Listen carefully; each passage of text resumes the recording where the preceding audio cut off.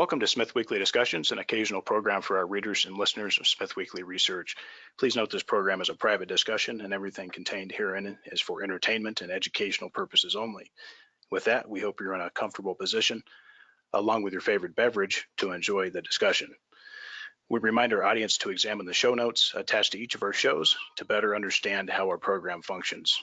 Before we get into our discussion, we want to say thanks for questions coming from our audience at Smith Weekly, including Jan V, Andy J, and Brent S.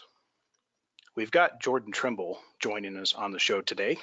Jordan is President, CEO, and Director of Skyharbour Resources, a Athabasca Basin, Canada-focused uranium explorer. The company also holds some gold and base metal exploration projects as well in Canada. Skyharbour is listed on the Toronto Venture Exchange under the symbol SYH and also on the US OTC markets under the symbol SYHBF. Jordan, thanks for coming on the show. Well, thanks for having me. Well, Jordan, we've got a fairly large uranium audience, many of which probably know about you and Skyharbour, but why don't you give us some info on your background, past experience, and why you remain to be attracted to the uranium and natural resource business? Sure. So I can start from maybe the beginning. I've been running Skyharbour now for about just over 6 years. Put the company together as the uranium company it is today, having teamed up with my head geologist, a gentleman named Rick Kazmersky, based out of Saskatoon. And Rick has a long, illustrious career in uranium exploration. He was the exploration manager at Cameco for a number of years before starting his own junior exploration company called JNR back in the late 90s, early 2000s. He had success with that in the mid 2000s during the uranium boom we saw in 2006, 2007, and made several discoveries, and ultimately the company was acquired by Denison Mines, and which has come full circle. As some of your listeners may know, Denison's a large shareholder and strategic partner of ours, and David Cates, who's the president and CEO of Denison Mines, sits on our board. So Rick, after selling JNR, joined up with me, and that was really the genesis of Skyharbour.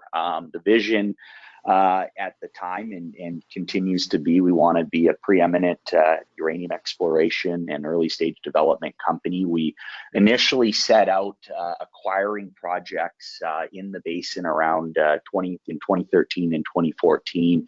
And, we've done a good job being aggressive and being opportunistic in an otherwise difficult uranium market. We all know the long-term benefits of being a contrarian, and that's exactly what we are. We saw an opportunity and continue to see an opportunity to build a uranium company that can take advantage of depressed market conditions. We were able to build the current project portfolio by spending less than $5 million Canadian and acquiring now what is 6 projects scattered throughout the Athabasca Basin at various stages of exploration too. I think that's important to know. We're not just earlier stage projects, more grassroots projects. We do have more advanced exploration stage projects, including our flagship, which is called the Moore Project, where we've been actively drilling, exploring, and developing over the last several years, and have an upcoming drill program there. So a diversified portfolio of properties throughout the basin. We have exposure to both the east side of the Athabasca Basin, where the operating mines and infrastructure are, as well as the west side, where most notably you've had the recent discoveries by NextGen, by Fission, and really, I would say in the last 10 years, the discovery and exploration excitement that we've seen in the Athabasca Basin. So we've done a good job building the project portfolio. We always continue to look for new opportunities.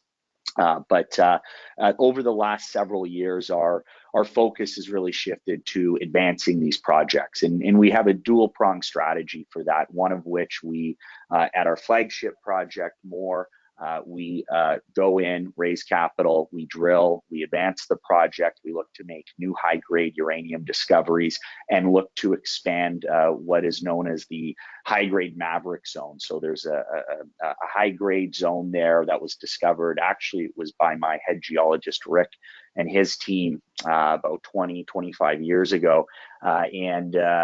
They did a good job initially discovering this zone, and we, since acquiring the project in 2016, have gone back in there and expanded that high grade zone at the Maverick zone.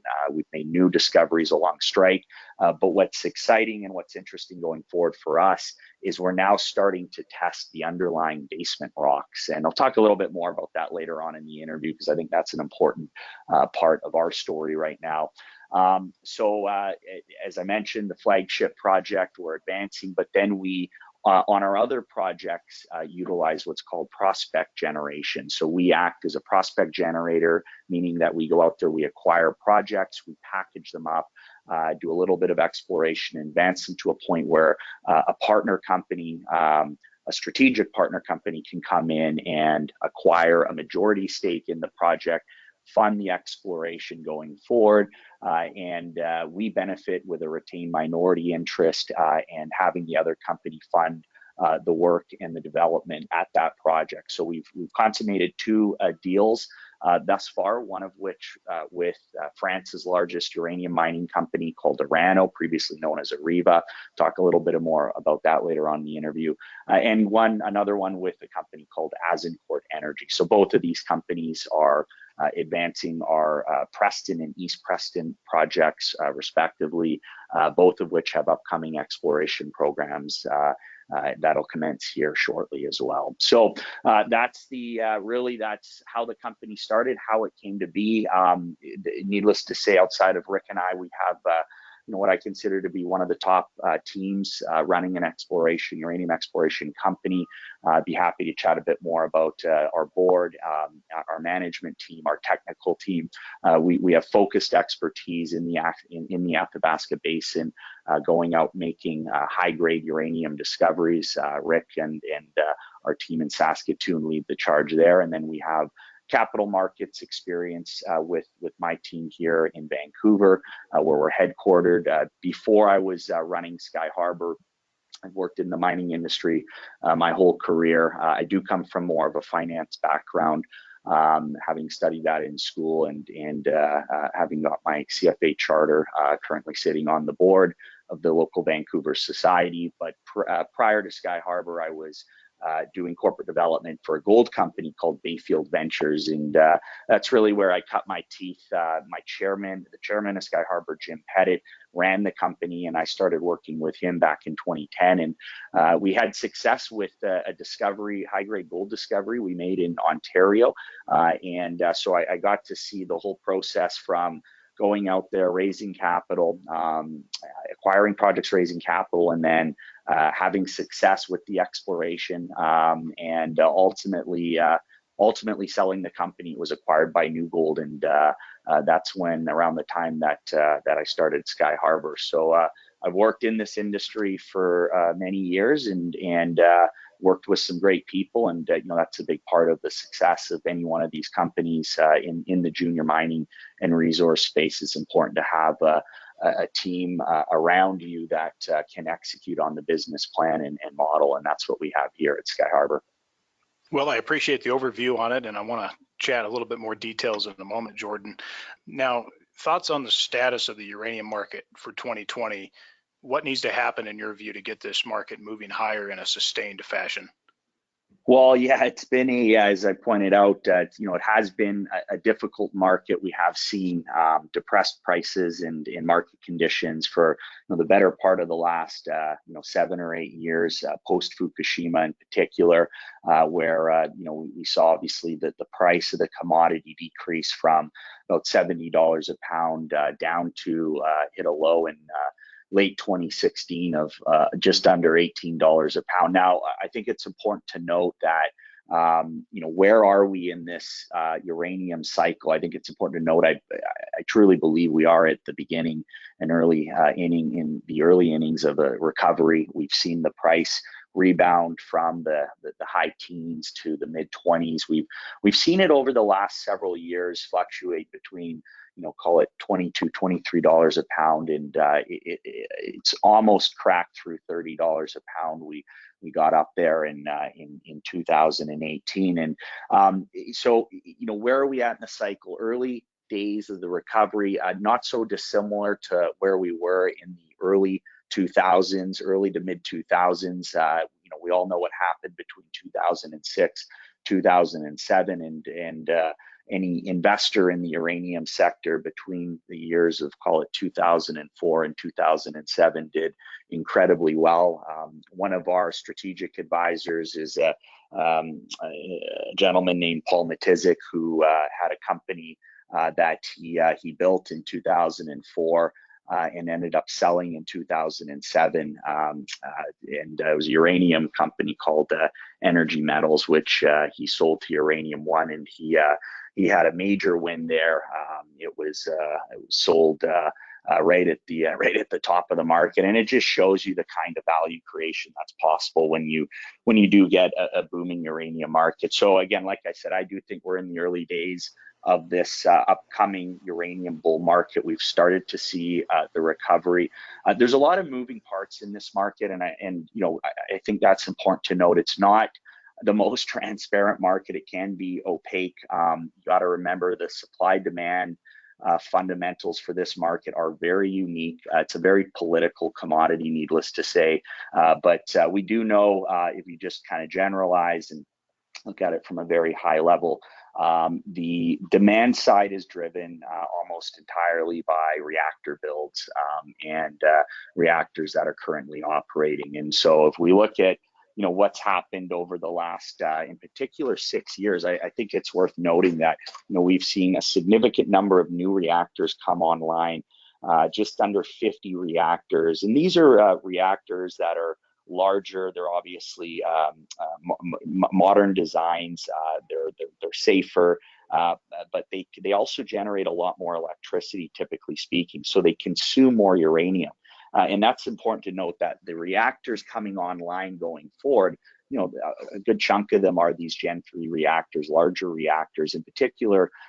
Some of the ones in China that can generate 1.3, 1.4 gigawatts of electricity and therefore consume more uranium. So if you look at the numbers here, today you have about 442 operable reactors. There's 54 reactors under construction, and about over 400 reactors ordered, planned, and proposed. So it's still very much a growth story, despite what you see and read in the media. It's very much a growth story, especially in the developing world.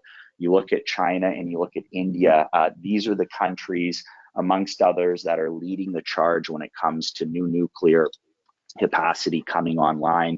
China, you got 47 operating reactors, 12 under construction, and over 200 reactors ordered, planned, and proposed. In India, 22 reactors, 7 under construction, 42 ordered, planned, and proposed. So there's quite a bit nuclear capacity coming online in the developing world, and the reason for that's real simple, right? They need clean, reliable baseload, so 24/7 electricity, and that's what nuclear provides. And I can talk a bit more about that part of it later on in the interview. But just summarizing the demand side, we're continuing to see growth, especially in the developing world. On the supply side, and this is where I think a lot of investors and a lot of market participants can get maybe a little lost, and it isn't as clear as the demand side. The supply side, it's basically concentrated in a few countries. We know Kazakhstan being the largest producer of uranium globally, accounting for about 40% of global primary mine supply. Canada, Australia are large producers as well, certain countries in Africa. But what we've seen in the last couple of years has been a supply side response to the low price environment that we've been in. And we've now seen primary mine supply decrease from about 163 million pounds all the way down to just over 140 million pounds. So we've seen some major mine shutdowns, including McArthur River, which is the largest and richest uranium mine owned and operated by Cameco in the Athabasca Basin. We saw the shutdown of that over the last several years, and we do not expect that to come back online until we see significantly higher uranium prices. My guess would be, $35, $40+ sustainable price in the market, up from the current, call it $25 a pound. So a pretty meaningful move there. So these projects, or these mines that have been shut down, production curtailment, I don't see that these mines coming back online until there's a pretty large increase in the price, and it's sustained. And so this supply side response, I think, is vital for this ongoing recovery, and for the, call it, upcoming bull market. I truly believe we're going to see when you have that kind of structural deficit that's forming, as we're seeing now, when you have demand of between 185 and 190 million pounds, and again continuing to grow here on with new reactors coming online, but the supply side has shrunk that much. You're basically now having to eat away at inventories and secondary supplies. Now, we do know that has been a big downward pressure on the market over the last call it 7, 8, 9 years, but there's only so much inventory and secondary supply out there, and there's only so much you can eat into it. And so as we see that primary mine supply deficit continuing to increase, you're gonna draw down more and more inventory, and eventually, I believe, not so dissimilar to what we've seen in previous cycles, you will see a supply crunch.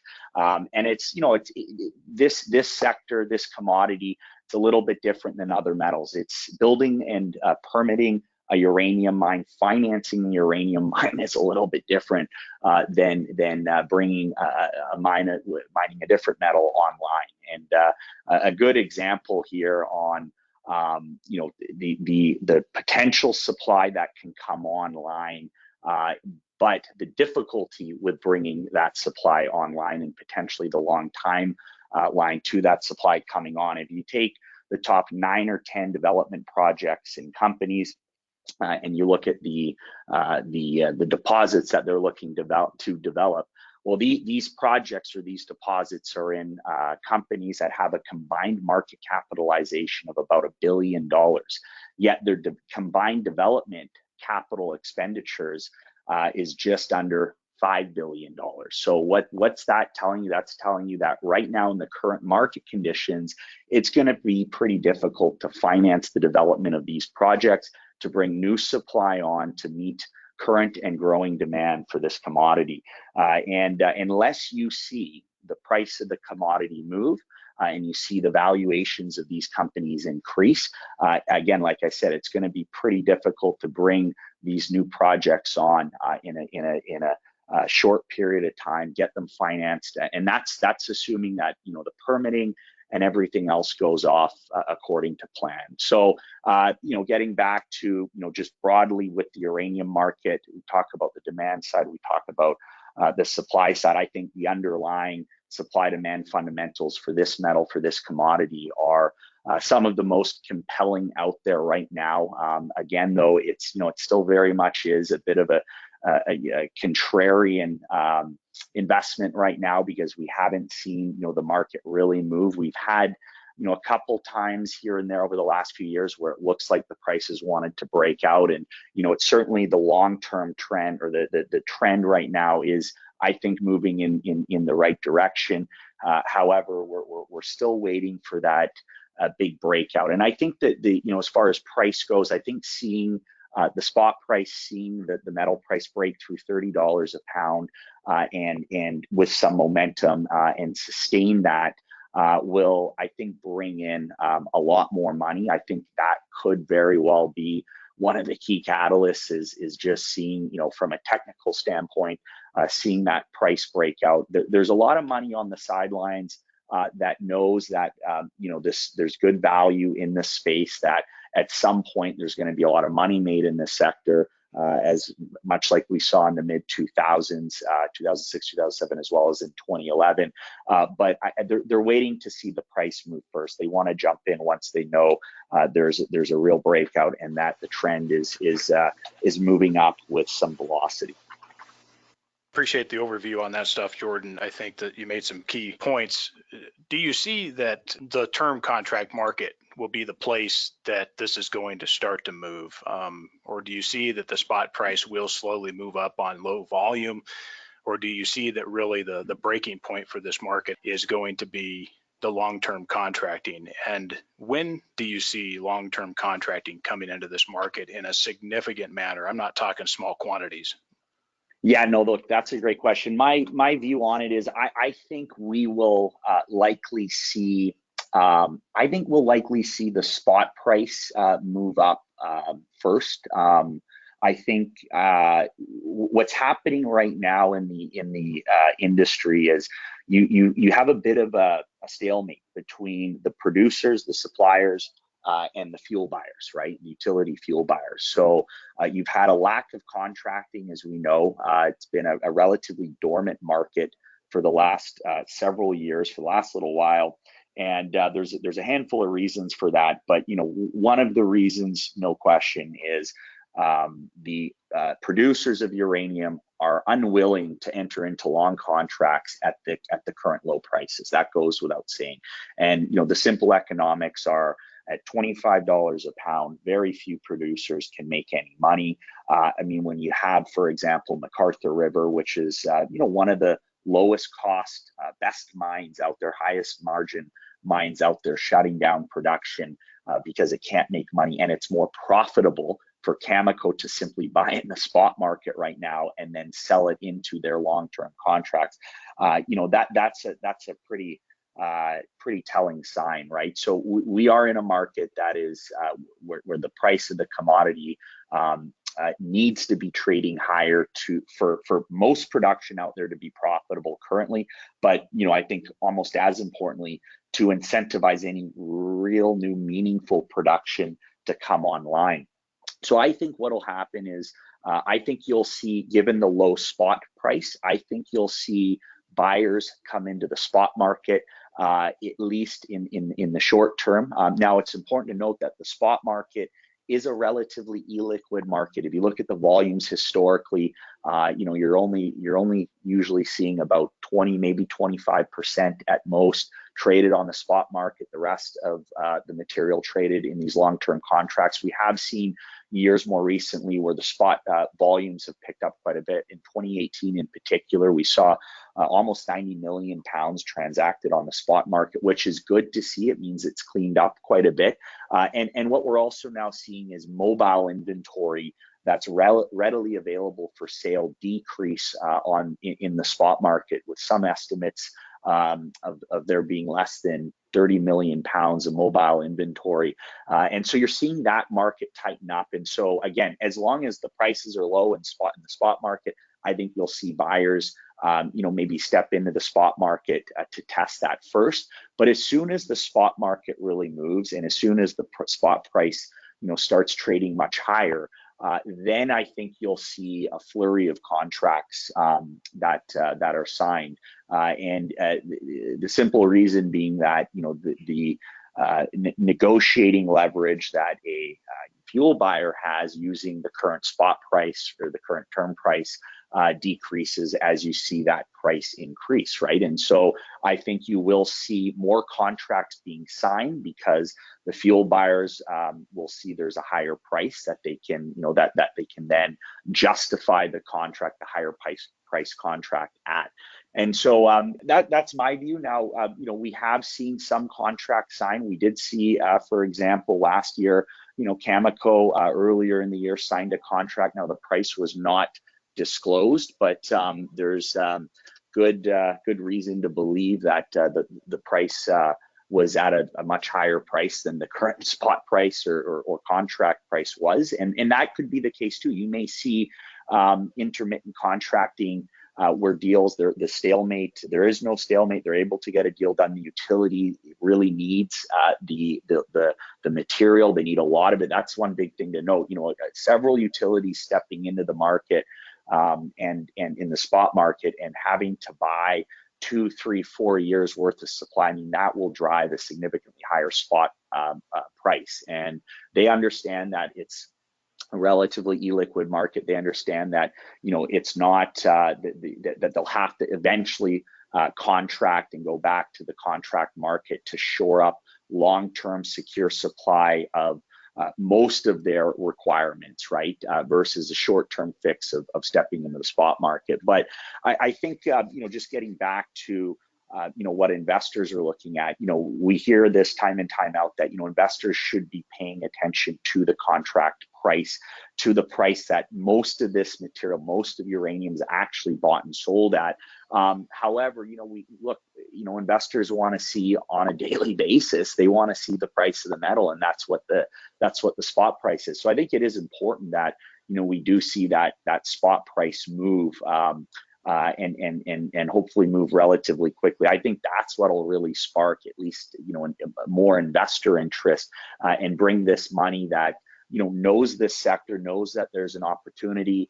There's an incredible value proposition, but it's just been waiting on the sidelines to see a signal and to see real momentum behind it. So I think it starts with the spot market, but I would not be surprised, especially now with these older contracts expiring. I mean, if we just look at the numbers, right, there's quite a bit of contracts, long-term contracts expiring in the next decade in particular, and there's a good chunk down in the U.S. as well, where we have something like 50% of the existing long-term contracts expiring by 2025, and that number just continues to increase. And so we do know that at some point in the next several years, these utilities are going to have to come back into the market. And as I said, they're not going to be able to shore up all that supply in the spot market. This market will have to come back to some normality. And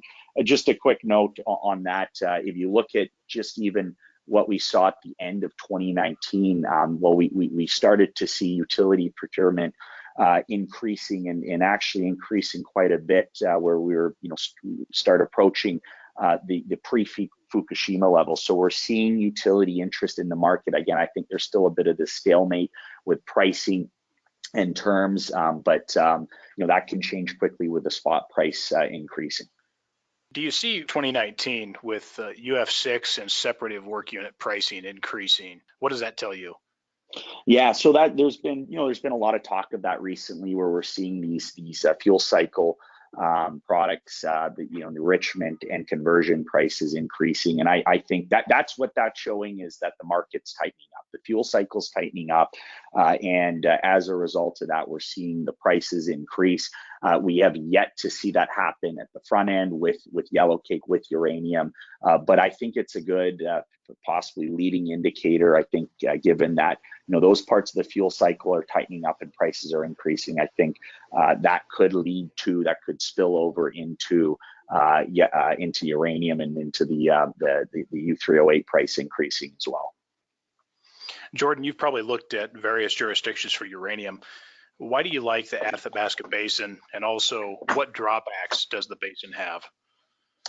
Yeah, so I mean, getting back to the genesis of Skyharbour, one of the reasons that we wanted to get into the basin and we saw an opportunity there, outside of building a uranium company, seeing from a top-down approach, seeing an opportunity with the specific metal and commodity, is that we over the last 10 years, we were seeing more and more discoveries being made in these brownfields jurisdictions, in places that have had a fair bit of exploration and mining activity over the years. The basin has been a prolific producer of uranium for decades now, and it's obviously in one of the top jurisdiction, number 3 in the world, is ranked by the Fraser Institute.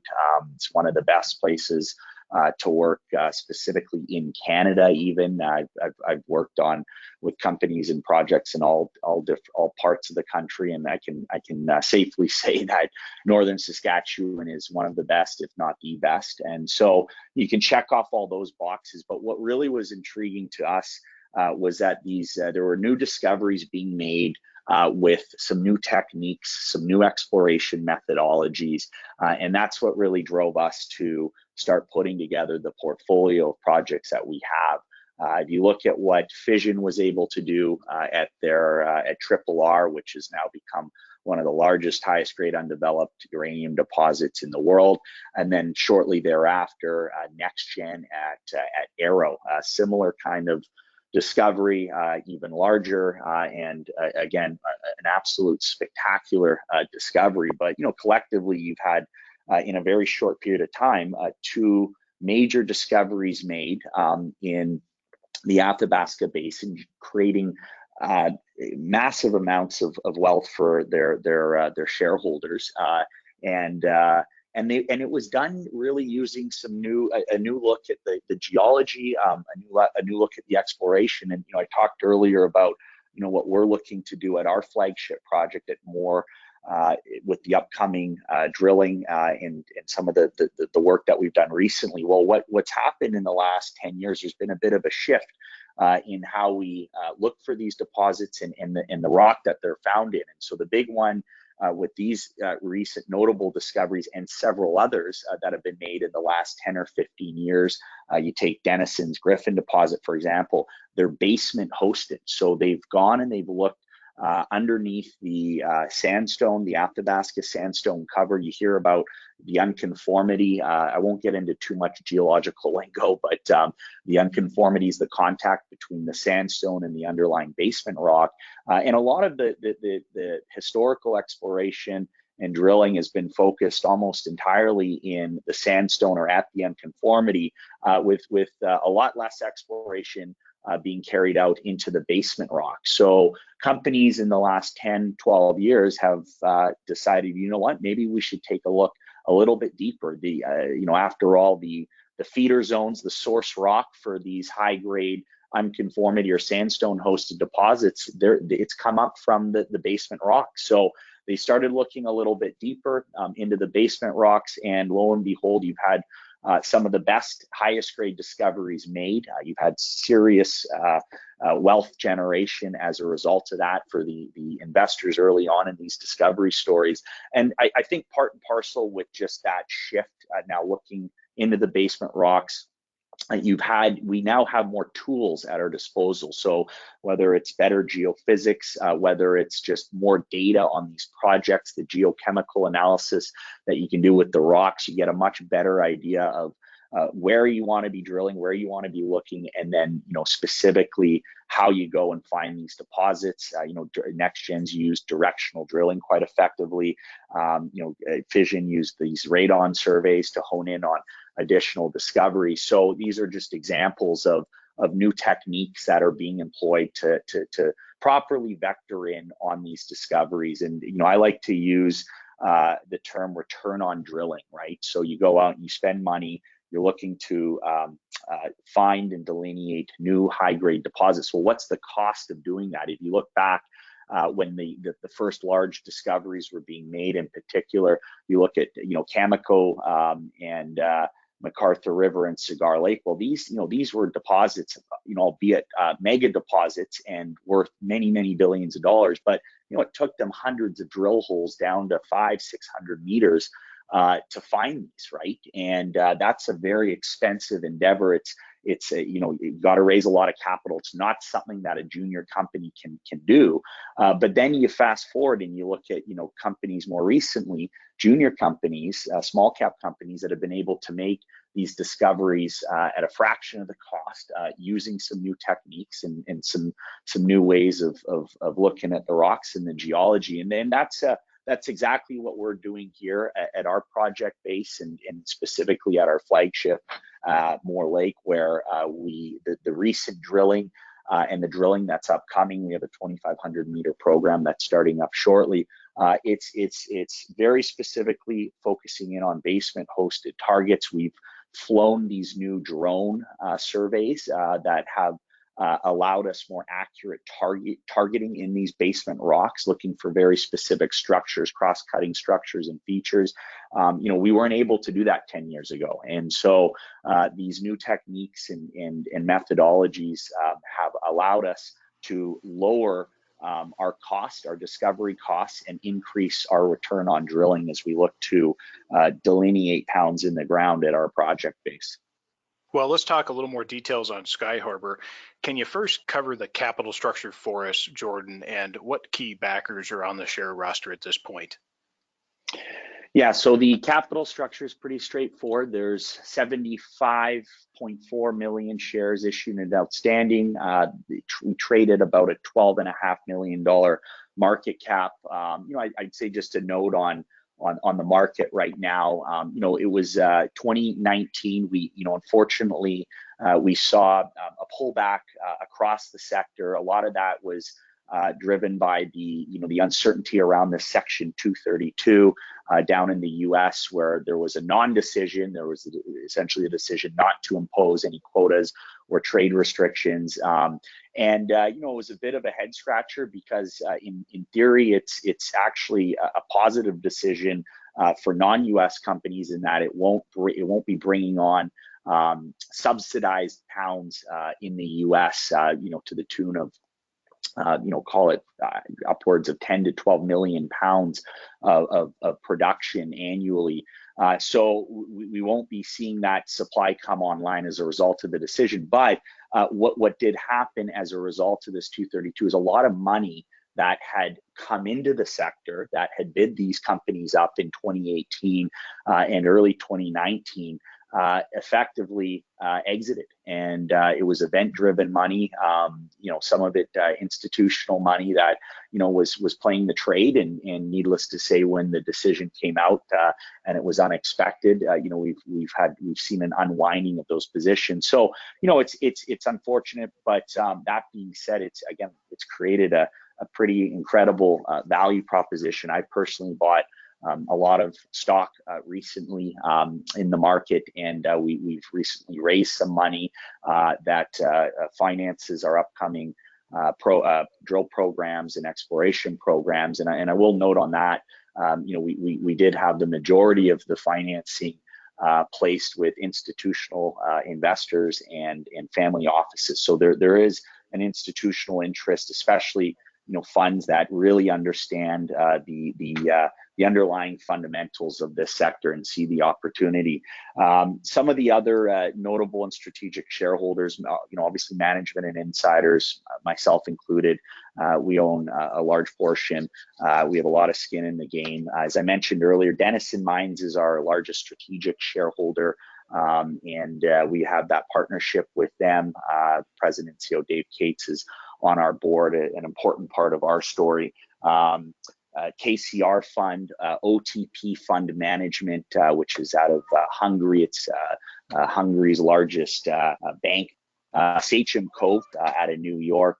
And Global Market Development with Jeff Phillips down in Southern California. So, we have a notable shareholder registry, good support. They understand, the uranium market.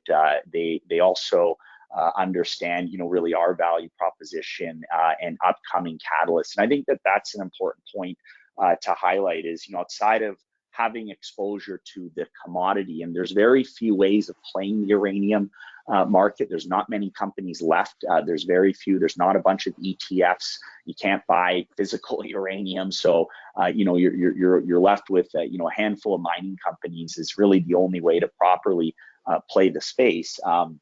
But, for Skyharbour, outside of that, we are a high-grade exploration and discovery story. And that's a real key point there, because we're not just looking to the uranium price to increase to create value for our shareholders. We're going out there, we're looking to be that next big discovery story in the Athabasca Basin. And if you look at recent discoveries like NextGen, like Fission, like Hathor, these are companies that created hundreds of millions of dollars for their shareholders as they made those discoveries, using some new thinking, using some new techniques in the Athabasca Basin. So we don't need necessarily a booming uranium market. It would be very nice, it would be very beneficial, but if we go out there and we drill one big hole in one of our programs at the current market cap and valuation, it'll make a meaningful difference to our valuation thereafter. Very well. And is Marion Katusa still on board as a shareholder there? Yeah, so the KCR fund is Marion's fund. Jordan, can you share with us how many shares you own and at what cost basis do you own them?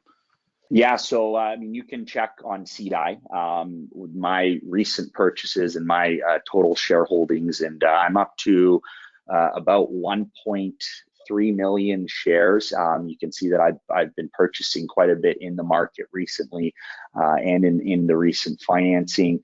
I've purchased shares in the company between 15 cents all the way up to 40 to 45 cents. So my cost base is higher than obviously where the market's trading at right now, and that's that those numbers are excluding any warrants or options that I own. And Jordan, how have you set up the company to endure more years of the same in the uranium sector? Let's say it doesn't move for a while or it's just stagnant as we've seen over the last couple of years. How are you keeping a lid on expenses while preserving the capital structure until it makes sense to ramp up efforts to bring in value? It's a great question, and as I mentioned earlier, one of the one of our main strategies is prospect generation, and this is one of the reasons that we about 3 years ago started to go out there and look for partner companies to bring in to fund exploration at our other projects outside of our flagship, was for this very reason. This gives us some staying power, right? So when we do a deal, we bring in a partner company. As I mentioned earlier, they'll fund the exploration and development work. We're using other people's money. In this case, we'll retain a minority interest, but we also structure the deal whereby they will make cash and stock payments. So specifically on our two projects, Preston and East Preston, with Orano and Azincourt, if you look at the earn-in option with Orano, it was structured as a 6-year earn-in, an $8 million total spend, $7.3 million for in exploration expenditures, plus $700,000 in cash payments. And then Azincourt, similar structure, it's a 3-year earn-in. They have to spend $2.5 million in exploration and $1 million in cash payments, and then there were shares that were issued. So this is a great way for us, not only to make sure there's less dilution, equity dilution going forward, because we can use that cash that's coming in to fund our exploration at our flagship project more, or any other project that we want to fund 100% of. But as you pointed out, yeah, if we're in a tough market, it allows us to raise money without having to again go back to the market. So that's one of the ways. Secondly, we're a small company, right? We're nimble.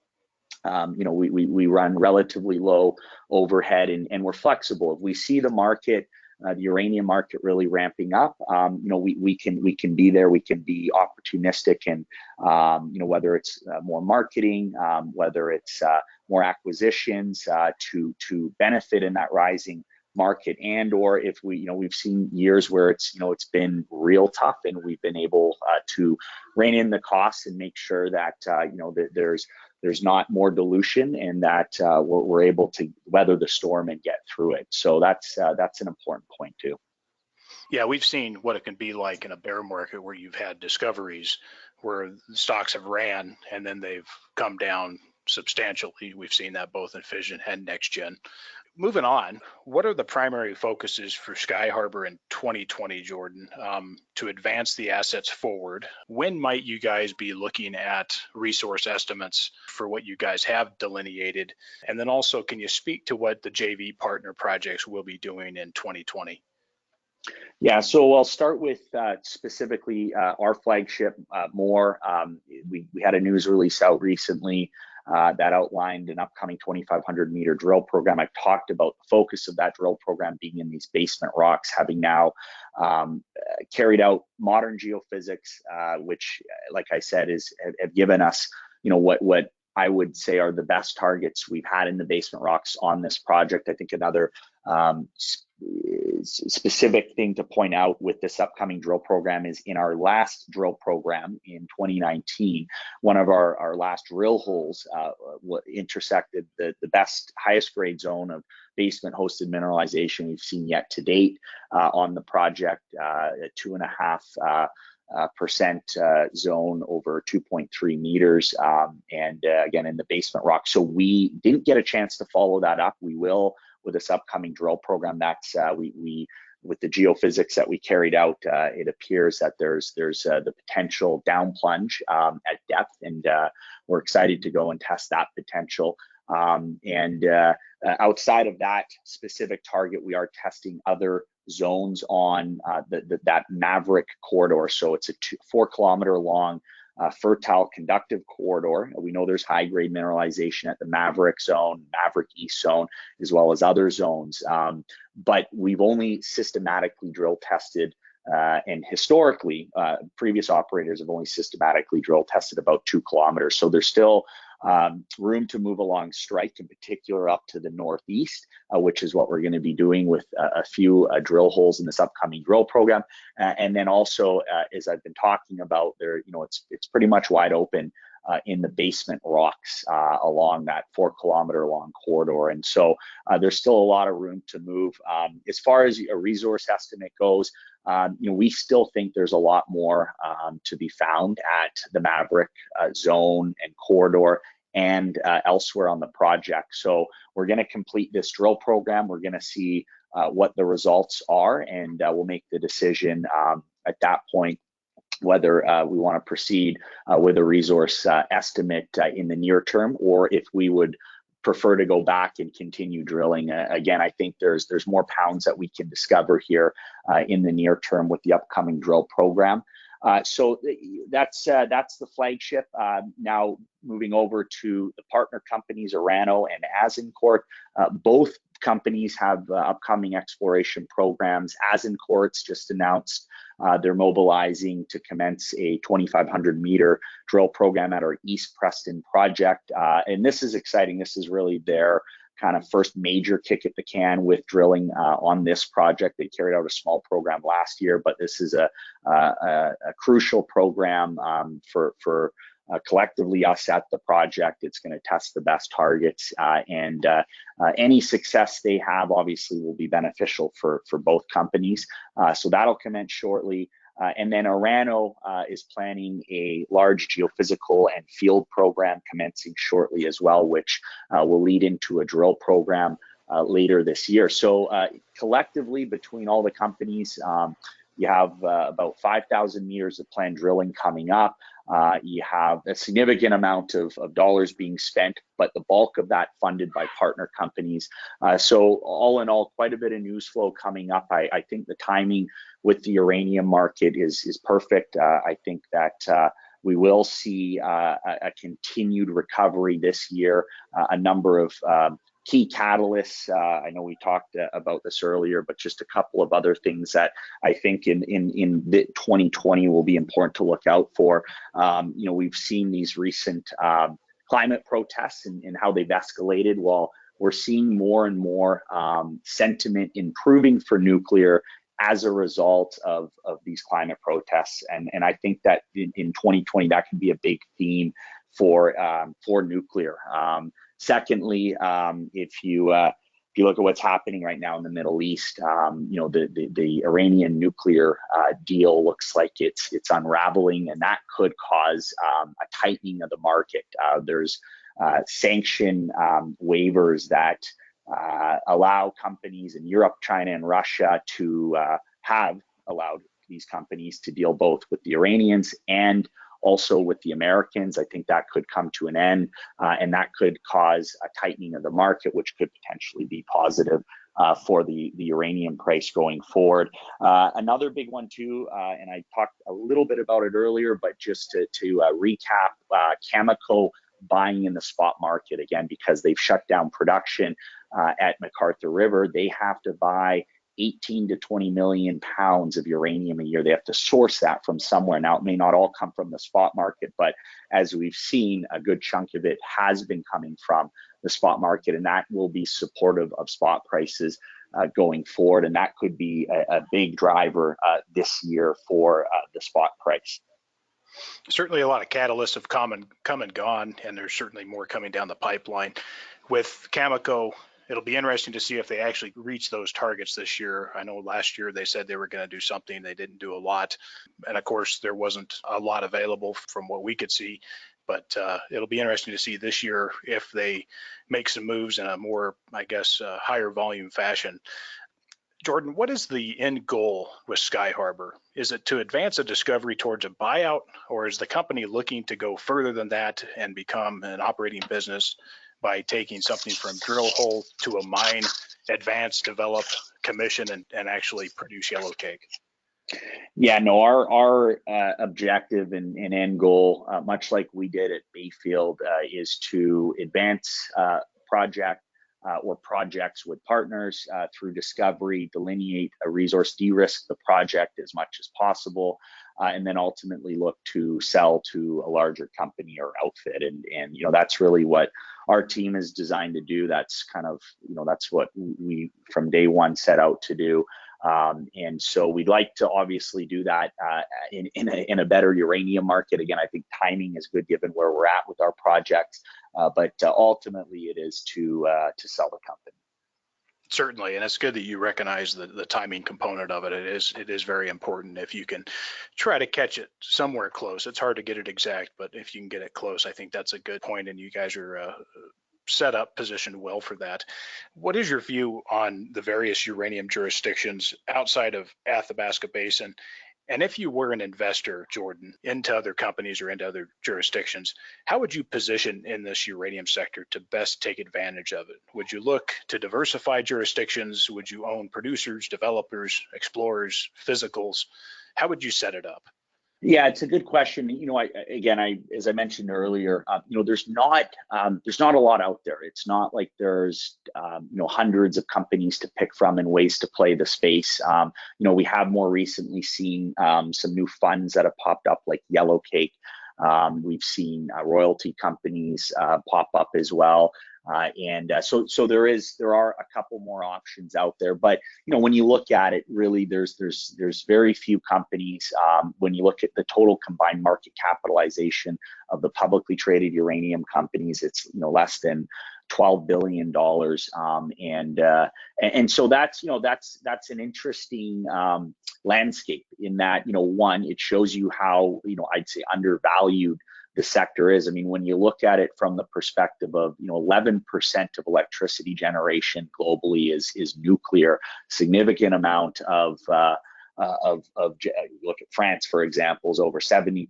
So this is a very important part of the electrical grid globally. Yet the companies that supply this industry publicly traded combined for less than $12 billion in value, a total valuation market cap. So clearly there's a mispricing there, and I think we'll see that rectified as the uranium market recovery continues.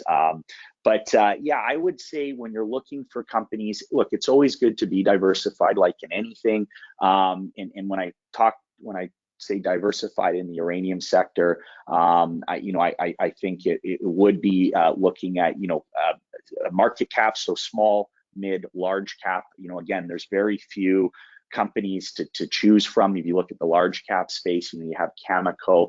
NextGen is now one of the largest companies, uranium companies, publicly listed. It's a developer, right? It's not producing, Kazatomprom has listed. They floated a small part of the company, so you can look at that as well. And then you work your way down to the mid caps and the developers or the advanced stage exploration companies, and then to the small caps. Geographically, needless to say, I think Canada is the best jurisdiction. In particular, given you have the high grade nature of the deposits in the basin, so it's one of the lowest cost producing regions and jurisdictions. It's needless to say, from a geopolitical standpoint, it's one of the best jurisdictions. And you know, it's pretty tough to go in and find companies that you can invest in certain other producing regions. You know, Kazakhstan being one, as I said. You know, Kazatomprom recently listed a small part with a small float of the company, but you can't really get direct investment exposure to Kazakhstan outside of that, right? And there's not a bunch of publicly listed companies that are operating in Kazakhstan. When you look at other parts of the world like Africa, you know, there's some good companies and good deposits there, but you know, it's the cost. Whether, you know, you got to look at specifically the deposit. Is it lower grade? Is it going to be higher cost? I think when you're given the option of, you know, looking at North American companies, Australian companies versus companies in parts of the world that are prone to higher geopolitical risk, I think, you know, my money would be in the safer jurisdictions. I think there's still a lot of value to be unlocked in these less risky geopolitical jurisdictions like Canada, the US, and Australia. If you're looking at Canada, the US, and Australia, and comparing those three, you know, again, if you look at the US and you look at what kind of drove this Section 232, you know, there's some good deposits down and great companies down in the US, but you know, it's ISR, and that allows them to bring their costs down. But you know, they're not the lowest cost producing mines, and hence the reason you've seen most production shut in the US. You need to see higher prices. Now we'll see if anything comes out of the Nuclear Fuel Working Group that could provide some aid to the industry down there. But you know, I think in the long run, you know, and you look at the Athabasca Basin, there's high grade pounds that can be developed and that can make money, you know, even in a relatively low price environment. Now we still need to see the price of the commodity of uranium move to incentivize, I think, any real new meaningful production to come online. But there's also in the basin, and you take Denison as a perfect example of this. You know, there's some new mining methods or existing mining methods that are now being looked at as a way to mine these deposits in the basin. So Denison at Wheeler River project in the Phoenix deposit, looking to use ISR, first time that this has ever been looked at in the Athabasca Basin. That would bring their costs down significantly, make them one of the lowest cost producers. And then there's also some other mining methods and techniques. Sabre, which is a joint venture project between Denison and Orano, two partner companies of ours, where you know they're basically looking to extract these high-grade pods of uranium from surface using a borehole. You know, these are all new mining methods that are being proposed in the Athabasca Basin that could bring the cost down. So the long-winded answer to your question, I think you want to be in safe jurisdictions, you know, especially with all the geopolitical turmoil and risk that we see, that we've seen in particular over the last several years in the mining industry. Keep it to a safe, reliable country and jurisdiction, and in particular in the basin, you have the benefit of it being the highest grade depository in the world. Yeah, I think to some degree, I think many of the jurisdictions serve a purpose for a portfolio in more ways, talking about timing, talking about red tape, talking about political jurisdiction, grade, cost, and so forth. I think that there's a lot of pieces that go into that consideration for a portfolio. Jordan, what's your view on, you know, Athabasca Basin does have good grades. Do you believe that grade is king or is management king? I think it's a combination of both, to be honest, right? I think, you know, look, you need to have a viable project and deposit. The asset has to be the real deal, but you can have a good asset that is stalled by poor management, right? So, and that question gets asked a lot: is it the people? Is it the project? It's a combination of both, quite frankly, right? You need both ingredients there. They're both very important to the success of the company.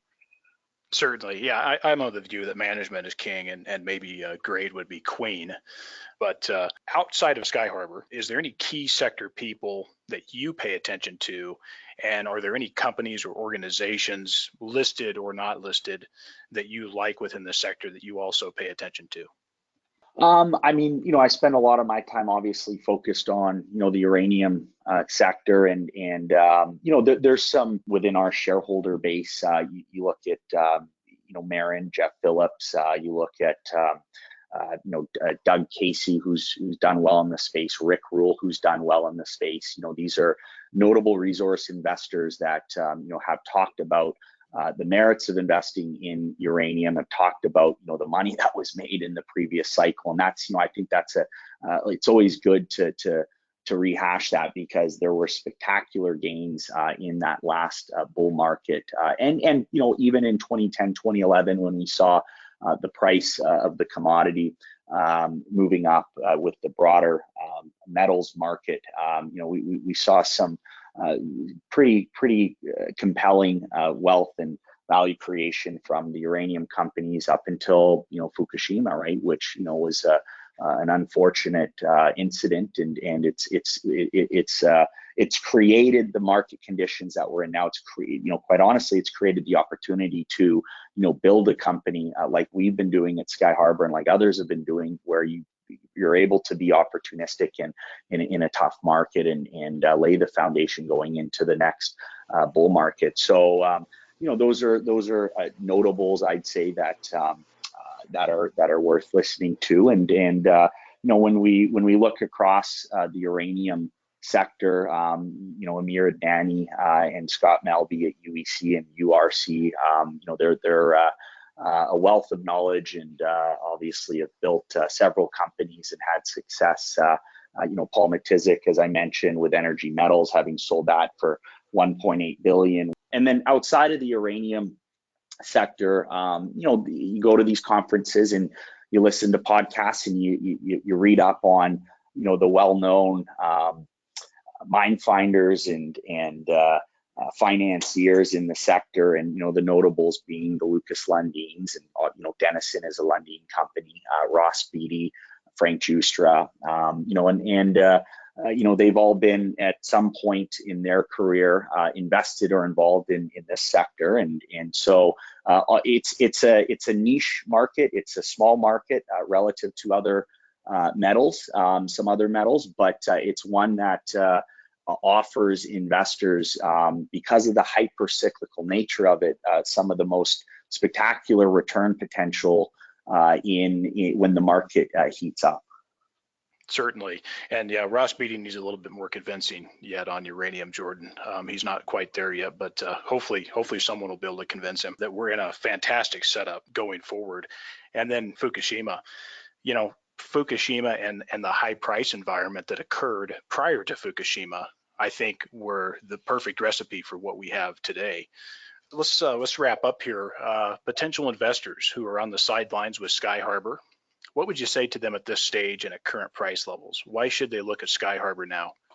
Well, I'd start by saying, again, getting back, you can see what I've been doing. Clearly, I'm of the opinion that more so than ever over the last little while, the company is the value proposition stronger than ever. And I just look at, again, a couple of things, and I implore, investors looking at us and other uranium companies to look at this. One, if you're looking at it from a top-down approach, where are we at in the cycle timing-wise? I truly do believe the timing right now couldn't be better. Early days of a recovery. The supply-demand fundamentals are some of the strongest out there of any metal. The supply side's responded to the low price environment. Demand's continuing to increase. There's near-term catalysts, as I pointed out, whether it's chemical spot market purchasing, whether it's the situation in the Middle East, whether It's the enrichment and conversion prices increasing, spilling over into the uranium market. The list goes on. The climate protests, again, I think that just from a sentiment standpoint, this is going to really continue to garner attention and build momentum that'll be favorable for nuclear. A great example is the environmentalist Michael Schellenberger, who was an anti-nuclear environmentalist, now pro-nuclear, and you can just Google him. You look at some of the talks that he's given, and he likes to highlight, the situation in Germany versus the situation in France, where France 72% nuclear, some of the lowest electricity bills and costs in all of Europe. It's one of on a per capita basis, one of the cleanest countries in Europe as far as electricity generation goes. And then on the other side of the border, in Germany, they've spent 160 billion euros to roll out their green energy plan with renewable energy at the expense of nuclear. And as a result of that, we've seen more fossil fuel burning and electricity generation come online. We've seen their electricity costs increase. France's is now about 50% that of Germany. But most disconcerting is on a per kilowatt hour basis, the French generate about 10% of the emissions that the Germans do. So, it's been a failed experiment, and people like Michael Schellenberger talk about this, and the numbers don't lie. So again, getting back to what investors should be looking at. If you're looking at it, the uranium sector, I think there's a very compelling case in the short and midterm as to why you want to be getting positioned leading into what I think is going to be another great run. And then when you look specifically at Skyharbour, as we talked at length about the upcoming catalysts, we're a high-grade discovery story. We offer investors the potential for exposure to a high-grade, additional high-grade discoveries. We're using new techniques and new thinking, looking in the basement rocks, and we all know what happened with NextGen, with fission, with Hathor, and given that we have our drill program coming up at our flagship and partner-funded programs coming up, we have multiple irons in the fire to deliver that for investors. Excellent. I think that sounds great, and certainly a compelling opportunity. And back over to Germany and their failed attempts, I'd like to call it black and dirty energy rather than clean and green energy. That's right. But we'll leave that topic for another show. Jordan, how can the audience reach out to learn more about you and the company? So the best way to do that would, initially can go to the website at www.skyharbourltd.com. All of our contact information's on there, all the pertinent information on the companies online. I'm very accessible here in Vancouver. Happy to discuss with anyone. You'll see our contact info on the website. And so just feel free to reach out, send an email, give us a call, and happy to chat. Jordan, thanks for taking the time to talk with us. Good luck over at Skyharbour, and we look forward to having you back. Great, I appreciate it. Thanks a lot.